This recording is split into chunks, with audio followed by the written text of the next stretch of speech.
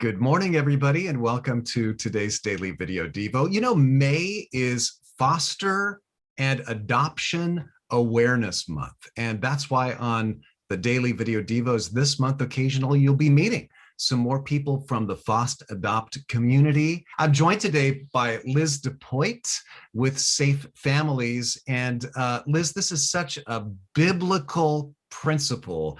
James says pure and genuine religion at the side of God the Father means caring for orphans and widows and their distress. So this is also scriptural, right? Liz, tell us a little bit more about Safe Families and what you're doing in this area, because it's a very unique vision. You know, many times when some of us are going through crisis, we have people to call on, our friends and our family, but that's not the case for everybody. And so what Safe Families does is we really focus on becoming extended family-like relationship. And our goal is to be able to create this connection to provide for the families so that they can get back on their feet before they get to the breaking point. Do you have any success stories of families that you've helped here? Yes, we do. We've helped several families this past year and a half that we've been growing, but one that is always on the forefront of my mind is a young mom. She has 3 children and she's been going through some really hard stuff.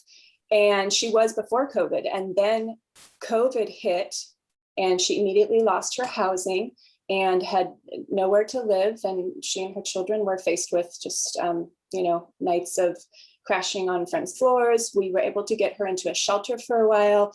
And we had connected her with a family coach who was working with her. That's one of our roles as a volunteer, as a family coach. And so she was trying to get her feet back on the ground. And through this relationship, she has found housing and a second job, and her children are in a new school and a new daycare program. So Liz, if somebody wants to volunteer, how are the volunteers involved? What do they do? We have our host families, and they're the volunteers that open their hearts and home to invite children in while the parent gets back on their feet. Like say a mom might need to go into a treatment center for 30 days, or she just needs a week to get her feet back on the ground. And then how else can people get involved? We have family coaches who walk alongside the parent and help them find the outlets and the resources they need. Maybe give them a break, offer some babysitting or a meal, transportation assistance. And then we have our resource friends. They provide tangible things such as diapers or clothing, or maybe a service like an oil change they might have the skill to do.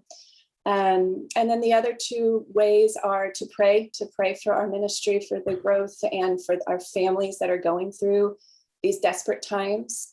And also there's always an opportunity to contribute financially to the organization to help us grow and reach more families here. Liz, if people are interested in this, they just want to get more information, how do they get in touch with you? You could go on our website. It's safe-families.org.